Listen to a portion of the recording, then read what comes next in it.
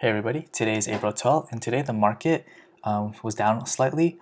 The Dow was down 55 points, the S&P down 0.81 points, and the Nasdaq down 50 points. So the question is the stock market going to continue ripping up higher into earnings season this week, or are we going to come down and possibly retest the 50-day simple moving average, which is our short-term moving average? Before we answer this, please read the disclaimer, and you can pause this video as you read it. Okay, so later this week, we're going to start to see earnings from the banks, and that's going to kick off earnings season. And the question is that going to give us more momentum to push higher above this Fibonacci level? Or is the earnings going to be bad? Or are we going to see the market come down a little bit more and test this moving average? Either way, I think I'm overall bullish on the market, right? I've said this many times that in the longer time frame, we're in a secular bull market, right? Going all the way back to 2009. Yes, we did have a massive correction or a crash, as you would say. Crash back in March of last year, but we also had the fastest recovery in history, right? And just like that, we're back into our secular bull market, long-term bull market, and we continue to grind higher. And of course, we've had 3 weekly green candles in a row. So I think it's possible that we might see a bit of a pullback, because usually when we have this many green candles, it's not uncommon for the market to take some profits and pull back a little bit, which is actually very healthy in a longer term secular bull market, right?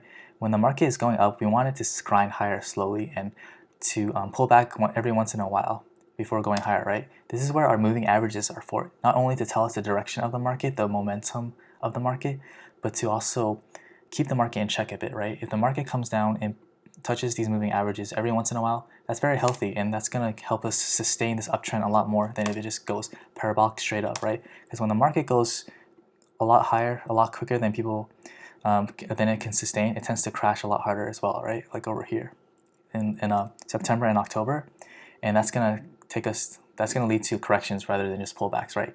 Of like 10% or more possibly. But usually when that happens, we have our midterm, which is the 100-day simple moving average, acting as support over here and over here. Right now, we're in a position in which earnings seasons is going to be a big possible catalyst to help us push higher. But keep in mind that technical analysis generally does keep the market in check, right? Even if the earnings is good, the markets can still pull back and retest these moving averages, right? So just keep that in mind. Of course, if the market does pull back and touch these moving averages, that's not necessarily a bad thing, right? If earnings isn't good, or if we do have a bit of a pullback, I think this could be a great buying opportunity. Obviously, you want to do your own research, right? This is just entertainment and my own objective analysis, looking at what the charts are telling me.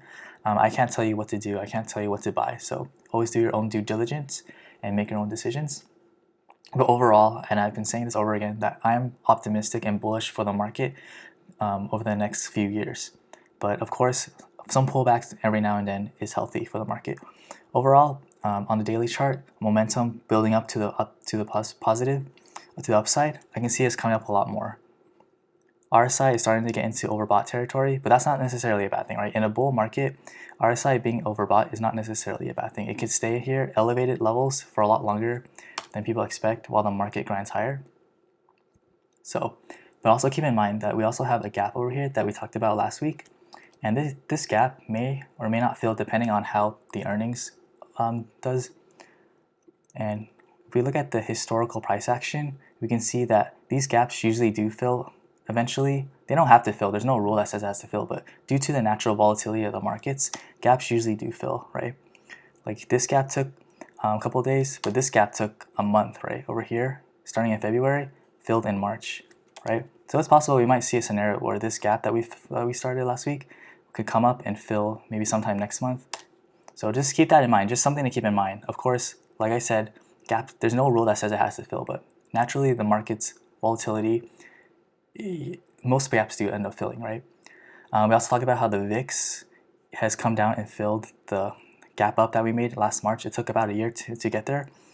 Now, or did take a year. Now we also have a gap down that we made last week, April 1st. Now this gap down probably will fill, right? I mean, the VIX usually does fill the gaps because the VIX, it doesn't just go straight down. It likes to go sideways and and tease the market, tease the retail traders a bit, right? So if we do have like a sudden spike up to fill this gap, that can put downward pressure on the market. So just another risk factor to keep in mind. Of course, we want the market to go up as much as possible, right? Because we'll all make a lot of money, but we also have to talk about certain risk factors that can keep the market from going up too quickly. And really, that's what we want, right? We want to see the market pull back. Again, I'm saying this a lot, but that's just something to keep in mind, especially if you have leveraged positions or you're trading leveraged instruments like options or futures. It's very important because small movements in the market can, mean big swings in those instruments, right?